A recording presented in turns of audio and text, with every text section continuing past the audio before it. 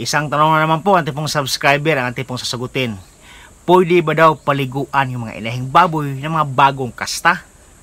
Kapag tayo pinagpapakasta po sa mga inahing baboy mga kaibigan, natural bulog man yan o kaya artificial insemination, dapat talaga atin pong isalang-alang yung kailang standing heat o landing-landi po itong mga alagang inahing baboy. Nang sa ganon, mataas po yung percentage na bumunti sila, mataas po yung percentage na hindi po sila mag-reheat, at saka mataas po yung percentage po mga kaibigan na marami pong big ang kailang ibubuntis. So, ganon po ka-importante yung pag-detect ng standing heat o landing-landi po itong mga inahing baboy.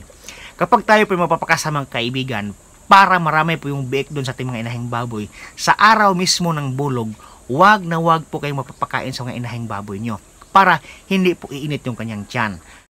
Pagkatapos po mamalugan yung mga inahing baboy mga kaibigan, dapat nyo po paliguan doon sa mismong araw na kanyang pinakastahan o kaya bago pakastahan siya po paliguan. And then, kinabukasan po mga kaibigan, araw-araw niyo pong paliguan yung mga baboy ng mga bagong kasta para po hindi po mag-init yung kailang katawan. Magkakaroon po ng epekto doon po sa similya nating mga barako habang sila po nagkakaroon pa na ng conception stage po mga kaibigan.